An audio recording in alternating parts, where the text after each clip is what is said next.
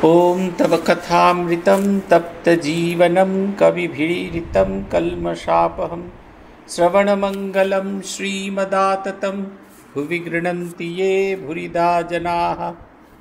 শ্রী ভগবানের অশেষ কৃপায় আমরা আজ সমবেত হয়েছি শ্রী শ্রী রামকৃষ্ণ কথামৃত থেকে পাঠ এবং আলোচনার উদ্দেশ্য নিয়ে। আমরা ব্যবহার করছি শ্রী শ্রী রামকৃষ্ণ কথামৃতের প্রথম খণ্ড। এটি উদ্বোধন প্রকাশিত দিনানুযায়ী প্রকাশিত হয়েছে, কথামৃত প্রকাশিত হয়েছে, সেইটি আমরা 1986 সালের সংস্করণ থেকে পড়ছি।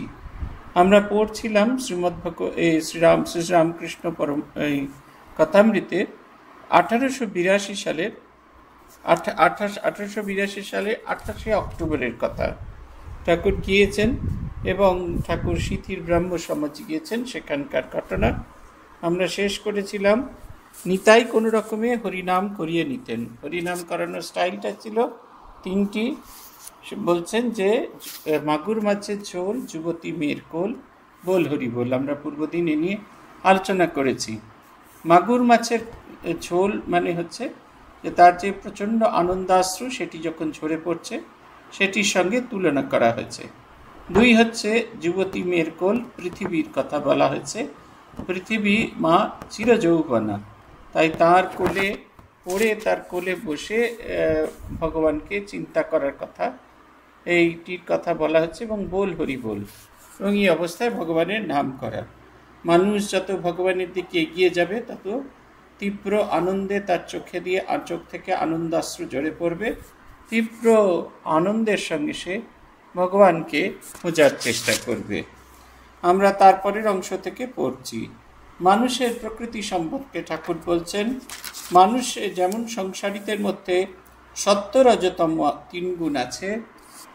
এটা বড় অসুবিধার হয়, মিউট করতেই হবে। সত্য রজতম এই 3 গুণ যেমন আছে, তেমনি ভক্তিরও সত্য রজতম এই 3 গুণ আছে। সংসারীর সত্যগুণ কীরকম জানো? বাড়িটি এখানে ভাঙা ওখানে ভাঙা, মেরামত করে না। ঠাকুর দালানে পায়রা হাঁকছে, উঠোনে শ্যাওলা পড়েছে, হুঁশ নাই। আসবাবগুলি পুরনো, ফিটফাট করার চেষ্টা নাই। কাপড় যা তাই একখানা হলেই হলো। লোকটি খুব শান্ত, শিষ্ট, দয়ালু, অমায়িক, কারু কোনো অনিষ্ট করে না। এটা হচ্ছে কথা। আপনারা ভাববেন আমরা তো প্রায় সবাই এইরকম। রামকৃষ্ণ মিশনের ভক্ত হলেই সবাই মনে করেন এমনটি হওয়াটাই বোধহয় স্ট্যান্ডার্ড। এরকমটি না হলে রামকৃষ্ণ মিশনের ভক্ত বা ভগবানের ভক্ত হওয়া যায় না, তা কিন্তু নয়। সংসারী রজগুণের লক্ষণ আছে। ঘড়ির চেন, হাতে 2-3টে আংটি, বাড়ির আসবাব খুব ফিটফাট, দেওয়ালে কুইনের ছবি, রাজপুত্রের ছবি, কোনো বড় মানুষের ছবি। বাড়িটি চুনকাম করা, যেন কোনোখানে একটু দাগ নেই। নানা রকমের ভালো পোশাক, চাকরদেরও পোশাক, এমনি এমনি সব। এরপরে বলছেন সংসারীর তমগুণের লক্ষণ নিদ্রা, কাম, ক্রোধ, অহংকার, এইসব। আবার ভক্তির সত্য আছে। যে ভক্তের সত্যগুণ আছে সে ধ্যান করে অতি গোপনে। সে আবার হয়তো মশারির ভেতর ধ্যান করে। সবাই জানছে ইনি শুয়ে আছেন, বুঝি রাত্রে খুব ঘুম হয় নাই, তাই উঠতে দেরি হচ্ছে। এদিকে শরীরের উপর আদর কেবল পেট চলা পর্যন্ত, সাকান্ন পেলেই হলো। খাবার ঘটা নাই, পোশাকের আড়ম্বর নাই, বাড়ির আসবাবের জাঁকজমক নাই। আর সত্যগুণী ভক্ত কখনো তোষামোদ করে না। এটি আরেকটি বড় লক্ষণ। ভগবান এই 3 গুণের জিনিসের কথা বলছেন। এই 3 গুণটি হলো এই। নম্বর 1 হচ্ছে সংসারী সত্যগুণী। তার এই যে বাহ্যিক চিহ্ন, কোনো কিছুতে আঁট নেই, এর অর্থ হচ্ছে এই, তার মনের সব অংশটুকু জুড়ে ভগবান আছেন। এই যে জাগতিক জিনিসপত্র, জাগতিক আকর্ষণ, এগুলো তাকে স্পর্শ করছে না। আমাদের একজন ভক্ত পূজনীয় সুকুমার মহারাজ, আমি বৈদ্যনাথ আনন্দজি মহারাজের কাছে গিয়েছিলেন জানতে, এই যে তার বাবা মা মারা গেছে, এই সময় দেব সেবা অন্যান্য কি কি হবে। মহারাজ খুব তো চাঁচালো কথা ছিল, মহারাজ এখনো আছে। মহারাজ বললেন, দেখো, এই যে আমরা অশৌচ গ্রহণ করি, এই যে আমাদের অশৌচ হয়, এই অশৌচ হওয়ার মূল কারণটা হচ্ছে এই আমরা স্টিচ ক্লোথস পরি না, আমাদের চুল আঁচড়াই না, মেঝেতে শুই, এইগুলো যে করি, এর মূল কথা হচ্ছে এই, তোমাকে হারিয়ে আমার এত কষ্ট হচ্ছে যে আমি আর অন্য কোনো কিছু ভাবতে পারছি না। এটা হচ্ছে কথা। এত দুঃখ, এত বেদনা হচ্ছে, ভাবতে পারছি না। অথচ আমাদের ঠিক উল্টোটাই হয়। আমরা বেশ ধারণ করি, ভালো দামি বেশ ধারণ করি, কম্বলের আসন, সেটায় বসলাম কি বসলাম না সেটা আমাদের কাছে খুব ইম্পর্টেন্ট হয়ে যায়। কিন্তু খাবার সময় ভালো ভালো খাবার দাবার খাই, ফল, দুধ, এরকম নানা কিছু খাই, এই সব কিছু খাই, আর তখন আমাদের যাকে হারিয়েছি তাকেই মনে পড়ে না। এই অবস্থাটা আমাদের। আমরা সত্যগুণী নই। আমরা যদি এরকম করেও থাকি, আমরা সত্যগুণী নই। ভগবানকে চিন্তা করতে করতে তার এমন হয়েছে, তার কোনোগুলোতেই কোনো মন পড়ে না। তার বাড়িটা যে ভেঙে পড়েছে, সে কোনো দিকেই দেখছে না। এমন না যে সে যদি দেখে সে পরিষ্কার করবে, সে সারাবে, কিন্তু এগুলোতে তার মনই লাগছে না। তার মন উচ্চতর জিনিসে আছেন। তাই বলছেন, লোকটির স্বভাব বলছেন যেটি তার গুণ, শান্ত, শিষ্ট, দয়ালু, অমায়িক, কারু কোনো অনিষ্ট করে না। অমায়িক একটা খুব বড় গুণ। খুব সহজে সকলের সাথে সাত্ত্বিক মানুষ মিশে যেতে পারে। তাকে দেখলে কোনো রকম ভয় করে না। শ্রীমদ্ ভগবদ গীতার 12 অধ্যায়ে একটি শ্লোক আছে, সেটি মহাপুরুষ মহারাজ বলতেন, সাধু কেমন তার জানার যে সেটা যোগ্যতার মাপকাঠি। যাকে দেখলে কেউ ভয় পায় না, যিনি কাউকে ভয় পায় না। অমায়িক সাত্ত্বিক মানুষের এটা হচ্ছে সবচেয়ে বড় গুণ। খুব সহজে মানুষের কাছে ইজি অ্যাপ্রোচেবল। আপনাদের মনে আছে কিনা জানি না, ঠাকুর গিয়েছেন বেলঘরিয়ার বাগানে আমাদের কেশবচন্দ্র সেনের সঙ্গে দেখা করতে। এনার মধ্যে দ্বন্দ্ব, আমাদের হৃদয়রামের মধ্যে দ্বন্দ্ব। যদি তিনি তাড়িয়ে দেন বা যদি লোকে তাকে নিয়ে হাসাহাসি করে, তাকে নিয়ে কিন্তু হাসাহাসি করেছেন, কিন্তু ঠাকুরের সেদিকে কোনো লক্ষণ নেই। কোনো রকম কোনো দিকেই তিনি তাকাচ্ছেন না। সংসারী রজগুণ লক্ষণ আছে। ঘড়ির চেন, হাতে 2-3টে আংটি, বাড়ির আসবাব সব ফিটফাট, দেওয়ালে কুইনের ছবি। বাইরের মন যেখানে আছে তার থেকে ভেতরের মন যতখানি আছে তার থেকে তার বাইরের দিকে তার আকর্ষণটি অনেক বেশি, সেইটির কথা বলছেন। একবারে সব ফিটফাট করে রাখার চেষ্টা। কাপড় যাতাই একখানা হলো।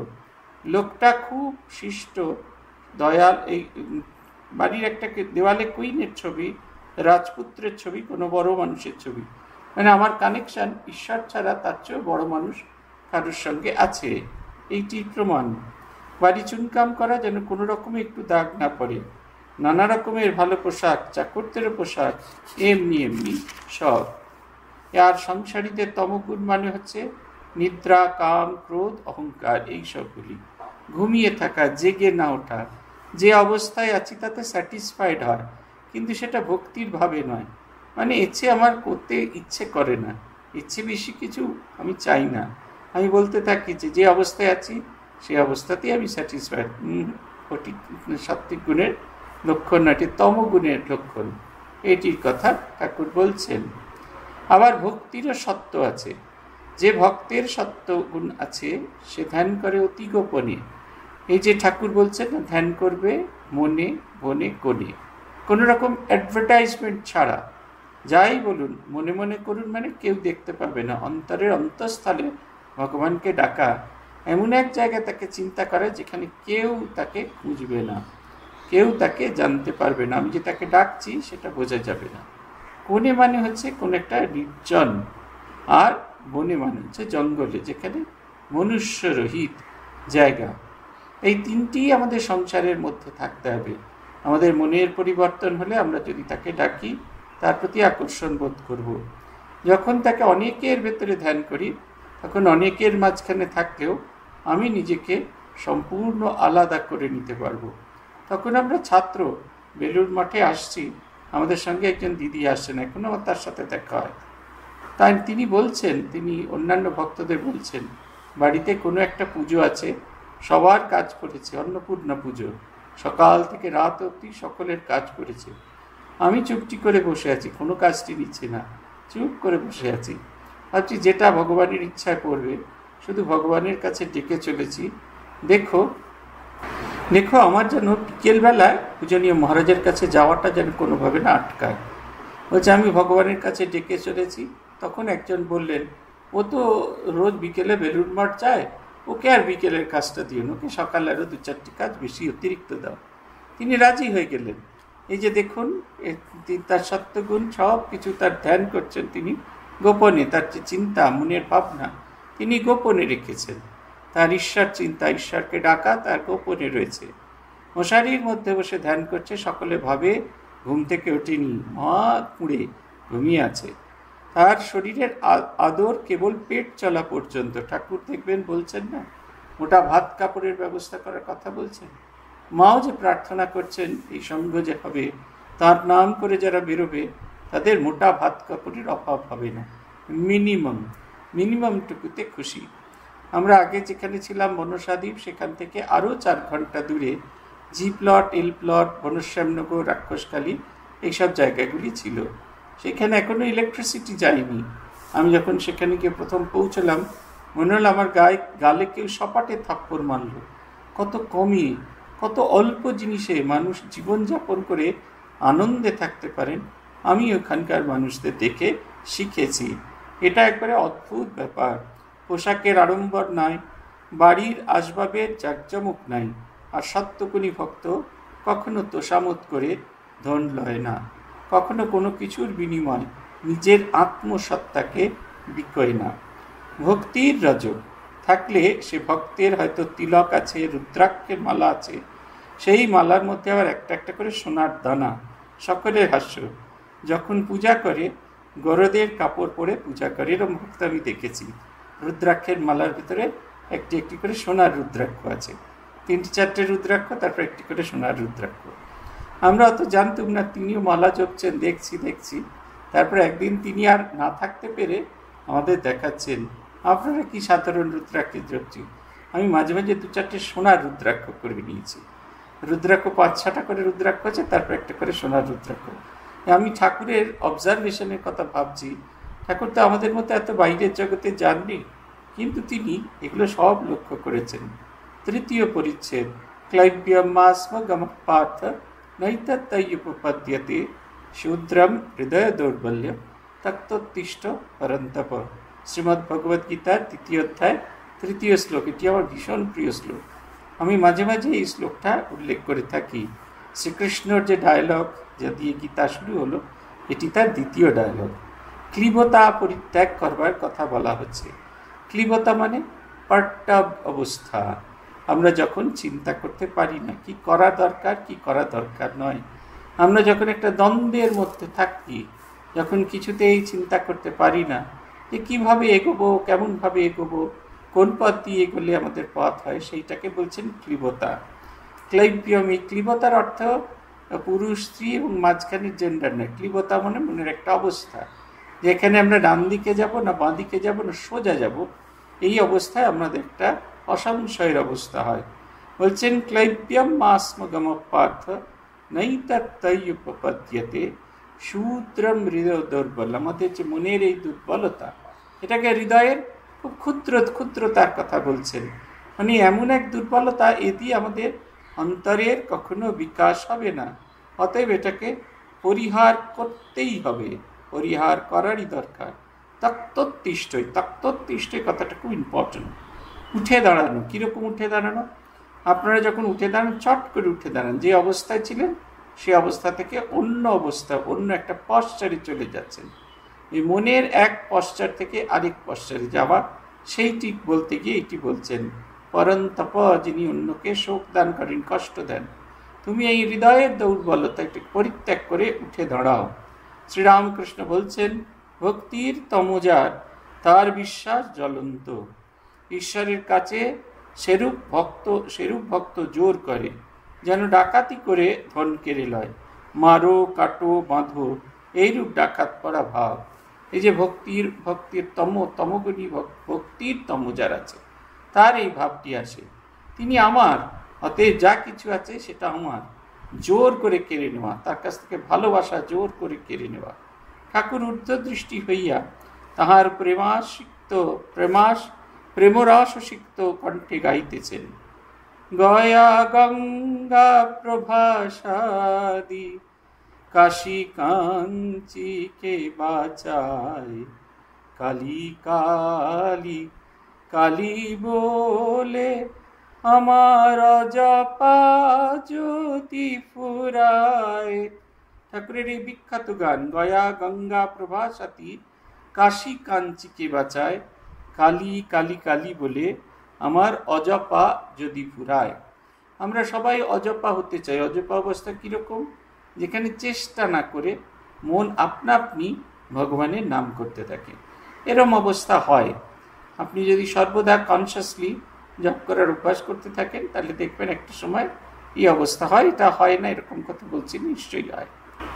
শাস্ত্রে বলছে এবং বিভিন্ন সাধকরা তাদের এই অবস্থার কথা বলেছেন। বলছেন যখন তার এই অবস্থা হয়, কালী কালী কালী বলে যখন কালীর মধ্যে সে ডুবে যায়, কালী চিন্তার কালীর মধ্যে ডুবে যায়, তখন তার আর বাইরের কোনো কিছু ভালো লাগে না। গয়া গঙ্গা প্রভাস কাশী কাঞ্চি, এই বিভিন্ন জায়গায় আমরা ঈশ্বরের সন্ধান করতে, ভগবানের সন্ধান করতে যাই। যখন সে তার মনের মধ্যে ঈশ্বরকে খুঁজে পায়, তখন তার আর অন্য কোনো কিছু লাগে না। ত্রিসন্ধ্যা যে বলে কালী, পূজা সন্ধ্যা সে কি চায়, সন্ধ্যা তার সন্ধানে ফিরে কবু সন্ধি নাহি পায়।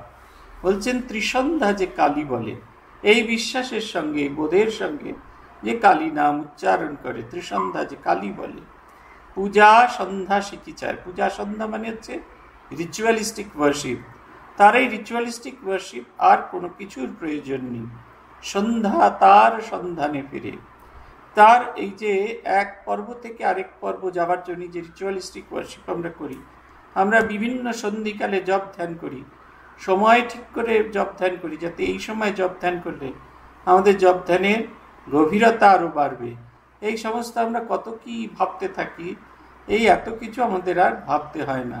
সন্ধ্যা তার সন্ধানে ফেরে কবু সন্ধি নাই পায়, কারণ সে তো ঈশ্বরের সঙ্গে এক হয়ে গেছে, আর তো তার আলাদা কোনো সত্তা নেই। কি করে তাকে আবার তিনি বোঝাবেন? তাই বলছেন দয়া দয়াব্রত দান আদি আর কিছু না মনে লয়, মদনের যাগযজ্ঞ ব্রহ্মময়ীর নাঙা পায়। এই যে পঞ্চযজ্ঞ করার কথা বলা হয়, নৃযজ্ঞ, ভূতযজ্ঞ, দেবযজ্ঞ, ঋষিযজ্ঞ, এইগুলো করার কোনো প্রয়োজনই তার মনে হয় না, কারণ সে তো মিশে গেছে। ঠাকুর বলছেন না যে তার নামে পাগল হয়েছে, তার সমস্ত কর্ম চলে যায়। বাড়ির বউ সে যখন প্রথম অন্তঃসত্ত্বা হয়, তখন তাকে কিছু কিছু কাজ থেকে বাদ দেওয়া হয়। তারপরে ধীরে ধীরে একটু একটু করে যত তার প্রসবের কাল উপস্থিত হয়, তত তার কাজ বাড়তে থাকে, কাজ কমতে থাকে, এবং অবশেষে যখন সে সন্তান প্রসব করে, তখন আর তার কোনো কাজ থাকে না। ওই সন্তানটিকে নিয়ে খেলাধুলা করাই দরকার। তাই বলছেন এই যে আমাদের বাইরের এক্সটেরিয়ার আরও বেশি সাত্ত্বিক হব, আরও বেশি ঈশ্বরাভিমুখী হব, এই যে আমাদের ভাবনা চিন্তাগুলো, এগুলো চলে যায়, আমাদের আর কিচ্ছু লাগে না। বলছেন কালী নামের এত গুণ কেবা জানতে পারে তাই, দেবাদিদেব মহাদেব যার পঞ্চ মুখে গুণ গায়। বলছেন কালীর যে সেই অদ্ভুত নাম, শুধু একমাত্র কালী, শুধু কালী নাম করলে হবে না, সেই ভাবযুক্ত হয়ে যখন আমরা কালী নাম করি, সেই কালী নামের এত গুণ আমরা তাতে একবারে মথিত হয়ে যাই, মজে যাই। বলছেন মহাদেব পঞ্চমুখে, পাঁচটি মুখ তার, তাই তাকে পঞ্চানন বলা হয়। পঞ্চমুখে তিনি দেবীর গুণ গাইছেন, বন্দনা গাইছেন, তবু যেন মনে হচ্ছে সেটা যথেষ্ট নয়। ঠাকুর ভাবনমত্ত যেন অগ্নিমন্ত্রে দীক্ষিত হয়ে গান গাইতেছেন। তিনি গান গাইতে গাইতে ভাবনমত্ত, তার আপনার সত্তা ছেড়ে গেছে, বাহ্য ভূমি থেকে তিনি অন্য ভূমিতে উঠে গেছেন। তিনি গাইছেন আমি দুর্গা দুর্গা দুর্গা বলে মা যদি মরি, তবে আখেরে দিনে না তারও কেমনে জানা যাবে গো শঙ্করী। তিনি গাইছেন কি, আমি তার নাম করেছি, আমার আবার পাপ, আমি তার ছেলে, তার ঐশ্বর্যের অধিকারী, এমন রোগ হওয়া চাই। ভগবানের প্রতি এই ভালোবাসা আমাদের থাকা চাই, যে আমি ভগবানের সন্তান, ভগবানের নাম করেছি, আমার আর কোনো পাপ আমাকে স্পর্শ করতে পারবে না। এর আবার দুটি দিক আছে। এটা যদি অহংকার হয়ে যায়, তাহলে যাবতীয় কর্ম করে আমরা মনে করব যে ভগবানের নাম করেছি আর আমার কোনো পাপ হবে না। তা নয়, ভগবানের নাম করলে, তাতে মগ্ন হলে মন আর তার দিকে যাবে না। একজন এসেছিলেন ডাক্তারবাবু, তিনি এসে ভারী সুন্দর একটি কথা বলেছিলেন, শ্রীরামকৃষ্ণের যত প্রেসক্রিপশন, তার মধ্যে এই প্রেসক্রিপশনটা সেরা। কোনটা সেরা? না, মদ খাও কিন্তু মাকে নিবেদন করে খাও। মদ খাই কেন? আমরা আনন্দ পাওয়ার জন্য। আনন্দ ইম্পোর্ট করি নিজেদের ভেতরে। আমার নিজের ভেতরে আনন্দ ক্রিয়েট করতে পারছি না, তাই বাইরে থেকে আনন্দ ইম্পোর্ট করছি। কিন্তু যখন জগন্মাতার চিন্তা করছি, জগন্মাতার ভাবিত হয়ে পড়ছি, তখন আর আমার বাইরে থেকে কিছু ইম্পোর্ট করতে হচ্ছে না। সবটুকু আমার ভেতরে, সবটুকু যেন আপনা আপনি কাজ করতে আরম্ভ করেছে। এটা হচ্ছে কথা। তিনি বলছেন, আমি দুর্গা দুর্গা দুর্গা বলে মা যদি মরি, আখেরে দিনে না তারও কেমনে জানা যাবে গো শঙ্কর। এইবার তিনি আমাদের মতো সাধারণ মানুষ, যারা সব কিছু জানি, সত্য রজতম সমস্ত গুণের কথা জানি, অথচ আমরা কিছুতেই সেই পথের দিকে যেতে চাই না, তাদের জন্য উপদেশ দিচ্ছেন। কেমন করে? আমার চেনা জিনিস দিয়েই কিছু হবে। পোস্তর দাম বড্ড বেড়ে গেছে, ছেলেপুলেরা পোস্ত খেতে চাইছে। আপনি ভাবছেন না পোস্ত কি করে দেবো, করে দিলেও খুব অল্প পোস্ত দিয়ে করা যাবে। একজন একটি বুদ্ধি দিলেন, যদি একটু সাদা তিল তার সঙ্গে বেটে দাও, তাহলে দেখবে একবারে পোস্তর মতোই হয়েছে, পরিমাণটাও বাড়বে, ছেলেপুলেও খুশ, তুমিও খুশ। তিনি করতে থাকলেন। ঠিক সেই রকম আপনার আমার চেনা জায়গা, ভগবানের প্রেসক্রিপশনও তাই দেখবেন। এই যে যখন শ্রীমদ্ ভগবদ গীতা বললেন তিনি, আমাদের তার দুঃখ হলো, তারপরে তার পরিচিত জগৎ 3য় অধ্যায় দেখবেন, পরিবর্তনের জন্য তিনি তার কর্মযোগকে বেছেছেন। কর্মযোগ যে বৃত্তটা, যে পরিবৃত্তটা আমাদের নিজেদের বড় চেনা, সেইখানে কেমন করে আমরা নিজেদেরকে পরিবর্তন করব। এইভাবে একটু একটু করে চেনা থেকে অচেনা জায়গায় নিয়ে গিয়ে আমাদের আমূল পরিবর্তন করছেন। ঠাকুরও এখানে বলছেন, তমগুণকে মোড় ফিরিয়ে দিলে ঈশ্বর লাভ হয়। তার কাছে জোর করো, তিনি তো পর নন, তিনি আপনার লোক। আবার দেখো, এই তমগুণকে পরের মঙ্গলের জন্য ব্যবহার করা যায়। বৈদ্য 3 প্রকার, উত্তম বৈদ্য, মধ্যম বৈদ্য, অধম বৈদ্য। যে বৈদ্য এসে নাড়ি টিপে ওষুধ খেয়েও হে এই বলে চলে যায়, সে অধম বৈদ্য। রোগী খেলো কিনা এসব খবর লয় না। যে বৈদ্য রোগীকে ওষুধ খেতে অনেক করে বুঝায়, যে মিষ্টি কথাতে বলে, হে ওষুধ না খেলে কেমন করে ভালো হবে, লক্ষ্মীটি খাও, আমি নিজে ঔষধ মেরে দিচ্ছি, খাও, সে মধ্যম বৈদ্য।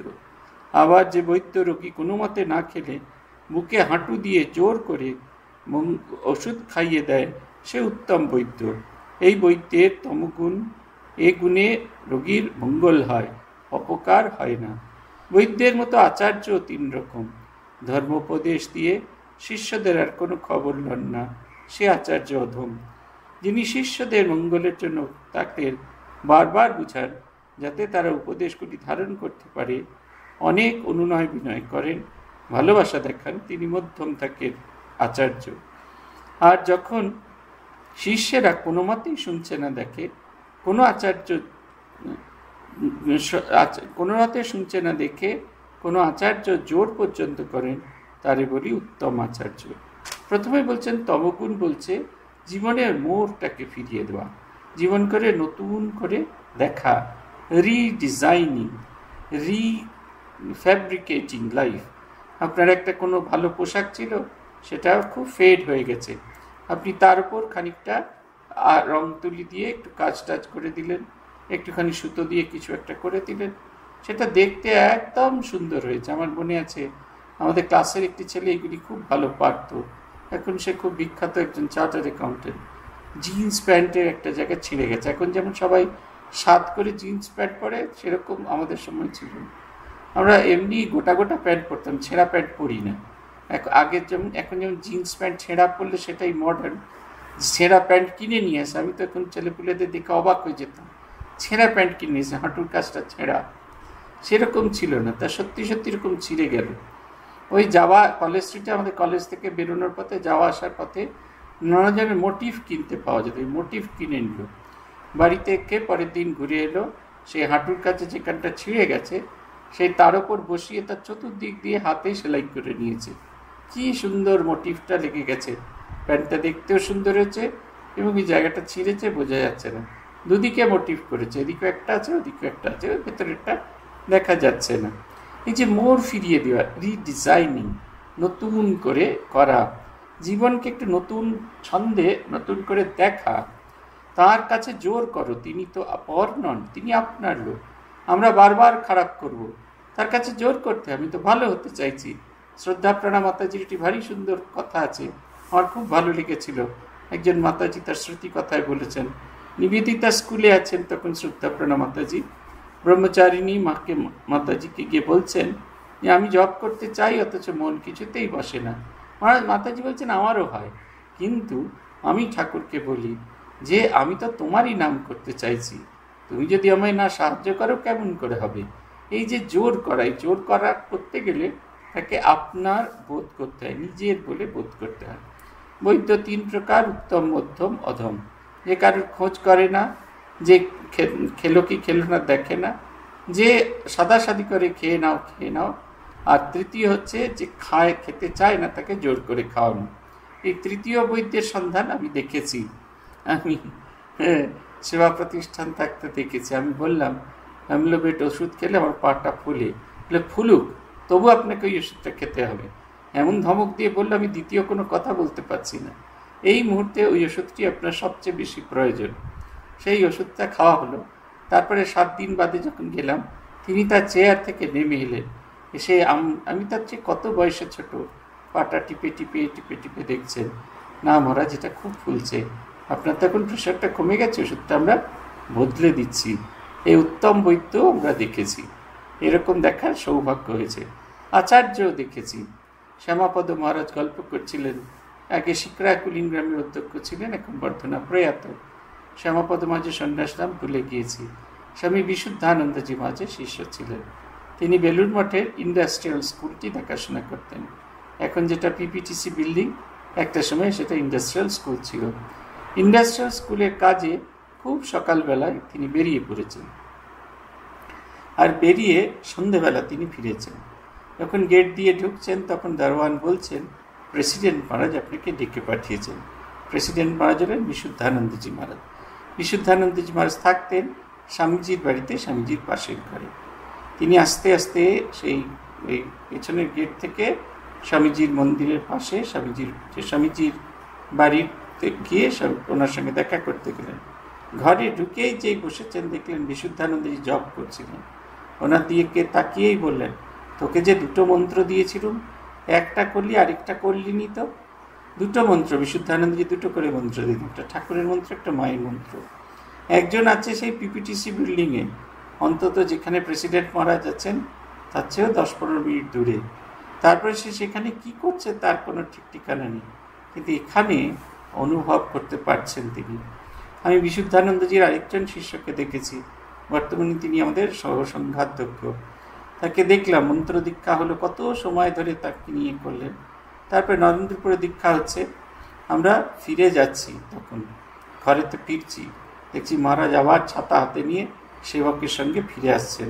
জিজ্ঞেস করলাম মা দুপুরবেলা খেয়ে দিয়ে কোথায় চললেন? বললেন না, ওই যাদের আজকে দীক্ষা হলো ওদের বসতে বলেছি, যদি কারোর কিছু প্রশ্ন থাকে তাহলে এই সময় বুঝিয়ে দেবো, মন্ত্র যে ভুল যদি হয়ে থাকে তাহলে দেখিয়ে দেবো।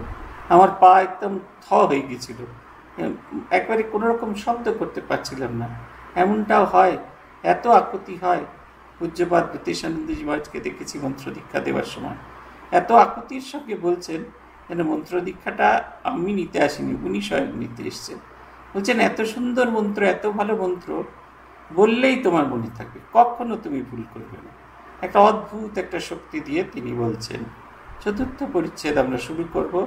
তৈত্তরীয় পরিষদের 2য় বল্লীর 4র্থ নমন মন্ত্র, বড় মন্ত্র, তার থেকে মাত্র 2টি মন্ত্র নেওয়া আছে।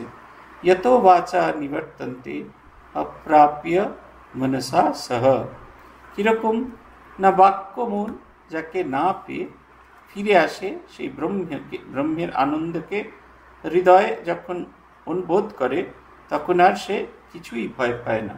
স্বামীজির এটা হচ্ছে রানিং মিনিং তার। আমরা স্বামীজির সমাধি কবিতাটার কথা মনে করতে পারি, যেখানে ব্রহ্মকে চিন্তা করতে করতে শব্দ আর কাজ করে না, সেখানে প্রার্থনা পৌঁছয় না, কিছুই পৌঁছয় না। তাকে চিন্তা করতে করতে তার ভেতরে ডুবে যাওয়া। যত বাচা নিবর্তন্তে অপ্রাপ্য মনস সহ, প্রার্থনা করে চলেছি কিন্তু তবু তাকে পাচ্ছি না। কিন্তু যখন সেই ব্রহ্মের আনন্দকে আমি পেলাম, তখন প্রার্থনা আপনা আপনি বন্ধ হয়ে গেল। লোডশেডিং হয়ে গেছে, হাত পাকা দিয়ে আপনি হাওয়া করছেন, এমনি করে হাওয়া করছেন, এর মধ্যে ইলেকট্রিসিটি এসে গেছে, পাখা ঘুরতে আরম্ভ করে দিয়েছে, আপনি তখনও এমনি করে হাওয়া করছেন। একটা সময় আপনি পাখাটা আপনার হাত থেকে পড়ে গেল, আপনার অচেতন শরীর বুঝতে পারছে এছাড়া আর কোনো প্রয়োজন নেই। ঠিক সেই রকম যখন আমরা ব্রহ্ম আনন্দে ভরপুর হয়ে যাই, তখনই সে জাগতিক যে নিয়ম কানুন, জাগতিক যে প্রার্থনা, এগুলোর কোনো কিছুর প্রয়োজন হয় না। আমরা অন্তরে অনুভব করি এগুলো লিটারালি ইউজলেস। একজন ব্রাহ্মভক্ত জিজ্ঞাসা করলেন, ঈশ্বর সাকার না নিরাকার? শ্রীরামকৃষ্ণ বলছেন তার ইতি করা যায় না, তিনি নিরাকার আবার সাকার। ভক্তের জন্য তিনি সাকার। যারা জ্ঞানী অর্থাৎ জগৎকে যাদের স্বপ্নবৎ মনে হয়েছে, তাদের পক্ষে তিনি নিরাকার। ভক্ত জানে আমি একটা জিনিস, জগৎ একটা জিনিস, তাই জগতের কাছে ঈশ্বর ব্যক্তি হয়ে দেখা দেন। জ্ঞানী যেমন বেদান্তবাদী কেবল নীতি করে, বিচার করে জ্ঞানীর বোধ হয় যে আমি মিথ্যা, জগৎ মিথ্যা, স্বপ্নবৎ। জ্ঞানী ব্রহ্মকে বোধ করে, তিনি যে কি তা মুখে বলা যায় না। পূজ্যপাদ গম্ভীর আনন্দজি মহারাজকে জিজ্ঞাসা করা হয়েছিল, এই যে আপনার যে ব্রহ্ম জ্ঞান হয়েছে, সে অনুভূতিটি কেমন? আপনি কি ঠাকুর মা স্বামীজিকে দেখেছেন? তিনি বলছেন, অনেকক্ষণ চুপ করে থাকার পর বলছেন, দেখিনি, তবে সেই অনন্ত বিরাটকে অনুভব করেছি।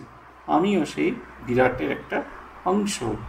একজন ব্রহ্মজ্ঞানীর এই অনুভবের কথা বলছেন। এইখানে যে কথাটা বলছেন, যতক্ষণ পর্যন্ত ভক্ত তার একটা অবলম্বন দরকার হয়, সে সেই অবলম্বনটাকে কেন্দ্র করে এগিয়ে চলতে থাকে। আপনারাও দেখবেন, যখন প্রথম আপনাদের দীক্ষা হয়েছিল, একটা ছবি, কিছু সাজানো, পুজো অর্চনা, এসবের দিকে আপনাদেরও খুব মন ছিল, কিন্তু আস্তে আস্তে সেগুলো কমেছে। আরও বেশি গভীরভাবে জপ, ধ্যান, সাধন, ভজন, এগুলোর প্রতি আমাদের মন এগিয়েছে। আমরা কখনো আর করতে পারি না, আমাদের পার্সোনাল গড থেকে ইমপার্সোনাল গডে রূপান্তরিত হই। একটা সময় আমরা অনুভব করি এই জগৎটা মিথ্যা, আমিও মিথ্যা, আমার যে অস্তিত্ব সেটাও মিথ্যা। জগতে কিছু অস্তিত্ব বিরাজ করে, তো সেই মহাজাগতিক আমরা তার একটা খণ্ডাংশ। যখন ডুয়েলটি দ্বৈত পর্যায়ে আসি, তখন অনুভব করি আমি একটা খণ্ডাংশ। শ্রীরামকৃষ্ণকে দেখছেন, হৃদয় রাম জ্যোতির্ময় শরীরে তিনি এগিয়ে যাচ্ছেন, তার দিকেও তাকিয়ে দেখলেন তিনিও জ্যোতির্ময়, কিন্তু শ্রীরামকৃষ্ণ যদি ঘনীভূত রূপ হন, তিনি তার একটা খণ্ডাংশ। যখন আমরা পার্সোনাল এই দ্বৈতবাদী থাকি, তখন আমরা এইভাবে ভাবি। আর অদ্বৈতবাদী যখন থাকি, তখন তার মধ্যে ডুবে একাকার হয়ে যাই। ঈশ্বরের অস্তিত্ব, আপন অস্তিত্ব, এটার কোনোটাই অনুভব করতে পারি না। খানিকটা সেই কাঠি আইসক্রিম খাবার মতো। আপনি কাঠি আইসক্রিম খেয়েছেন, খেতে খেতে কত রকমভাবে, উপরে যে চকলেটটা সেটা একটু একটু করে খেয়েছেন, তার ভেতরে ক্রিমটা খেয়েছেন, শেষকালে কাঠির গায়ে যেটা লেগে আছে সেটাও চেটে খেয়ে ফেলে দিয়েছেন। কিচ্ছু নেই আর, কাঠি নেই, আইসক্রিম নেই, আইসক্রিমের কোটিং নেই, কিচ্ছু নেই, কিন্তু সেই আনন্দটা আছে। সেই আনন্দ, সেই অনুভবটাকে নিয়ে আপনি এগিয়ে চলেছেন। তাতে যখন ডুবে যাই, তার যখন স্বাদ আমরা পাই, তখন বাইরের সমস্ত আনন্দ আমাদের কাছে বৃথা বলে বোধ হয়। তিনি বলছেন, কীরকম জানো, যেন সচ্চিদানন্দ সমুদ্র, কুল কিনারা নাই, ভক্তি মেয়ে স্থানে স্থানে জল বরফ হয়ে যায়, বরফের আকারে জমাট বাঁধে। অর্থাৎ ভক্তের কাছে তিনি ব্যক্তভাবে কখনো কখনো সাকার রূপ ধারণ করে। জ্ঞান সূর্য উঠলে সে বরফ গলে যায়, তখন আর ঈশ্বরকে ব্যক্তি বলে বোধ হয় না, তার রূপ দর্শন হয় না, কি তিনি তা মুখে বলা যায় না। কে বলবে? যিনি বলবেন তিনিই নাই, তার আমি আর খুঁজে পান না। শারদানন্দজি গিয়েছেন, আমাদের বেলুড় মঠে এসছেন, সোনার বাগান কেনা হবে, এখন যেটাকে লেগেট হাউস বলা হয়।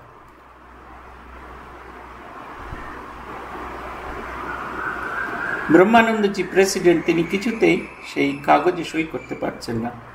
শুদ্ধানন্দজি অনেক বুঝিয়েছেন, যখন পারেননি তখন তিনি শারদানন্দজিকে ডেকে নিয়ে এসছেন। শারদানন্দজি এসে বলছেন, রাজা তুমি যদি এটা সই না করো তাহলে এই বাড়িটা তো কেনা যাবে না, এটা হাতছাড়া হয়ে যাবে। স্বামী ব্রহ্মানন্দজি বলছেন, শরৎ আমার তো সই করতে কোনো অসুবিধা নেই, নামটা কি সেটাই মনে করতে পারছি না। এই দেখুন, এক অনন্তের সাথে মিশে গেছেন, তার যে ব্রহ্মানন্দ বোধটা, এটা কিছুতেই মনে করতে পারছেন না।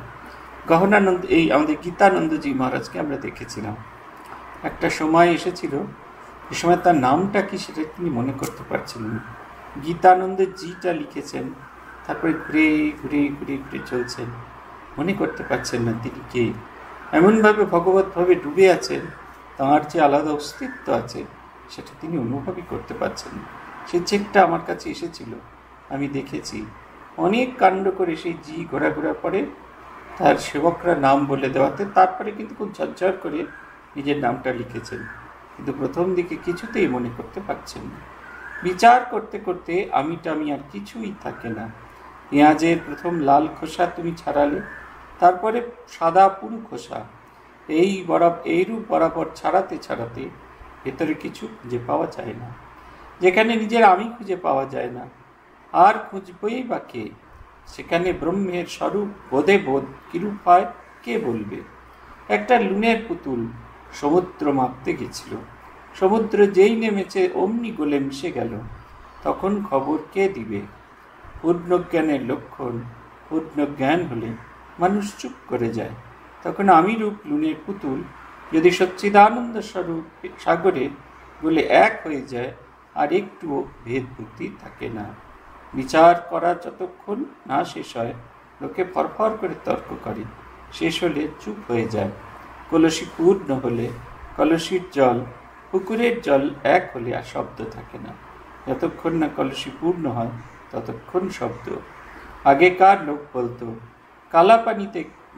কালাপানিতে জাহাজ গেলে আর ফেরে না, অনির্দিষ্ট পথে যাত্রা করলে আর সেই নির্দিষ্ট প্রত্যাশিত পথে ফিরে আসা যায় না। পুকুরের জলের উদাহরণটা, এই কলসির উদাহরণটা খুব সুন্দর। যখন প্রথমবার হয় তখন ভক ভক করে আওয়াজ হয়, যখন জল ভরা হয়, আপনারা অনেকেই দেখেছেন। কিন্তু যখন পূর্ণ হয়ে যায় তখন আর কোনো আওয়াজ হয় না, ভিতরের জল বাইরের জল দুটো একই হয়ে যায়। আমি বলে খুঁজিবে জঞ্জাল, হাস্য, হাজার বিচার করো আমি যাই না। তোমার আমার পক্ষে ভক্ত আমি, এই অভিমান ভালো। ভক্তের পক্ষে সগুণ ব্রহ্ম অর্থাৎ তিনি সগুণ একজন ব্যক্তি হয়ে রূপ হয়ে দেখা দেন। তিনি প্রার্থনা শুনেন, তোমরা যে প্রার্থনা করো তাকেই করো। তোমরা বেদান্তবাদী নও, জ্ঞানী নও, তোমরা ভক্ত। সাকার রূপ মানো আর না মানো এসে যায় না। ঈশ্বর একজন ব্যক্তি বলেই বোধ থাকলে হলো। যে ব্যক্তি প্রার্থনা শুনেন, সৃষ্টি স্থিতি প্রলয় করেন, সে ব্যক্তি অনন্ত শক্তি। ভক্তিপথেই তাকে সহজে পাওয়া যায়। তাকে পাওয়ার জন্য সহজ পথ হচ্ছে ভক্তিপথ। আমরা যখন কোথাও এগোই, পায়ে যদি জোর কমে যায়, আমরা কি করি না, আমরা একটা লাঠির সাহায্য নিই। প্রথমে লাঠির সাহায্য নিই, যতদিন না পায়ে জোর ফিরে পাই ততদিন লাঠির সাহায্য নিই। লাঠির সাহায্য নিতে নিতে নিতে নিতে একটা সময় আর লাঠির আর কোনো প্রয়োজন আমাদের বোধ হয় না। তখন সেই লাঠিটা আমরা ছেড়ে দিয়ে গটগট করে পায়ে হেঁটে বেড়াই।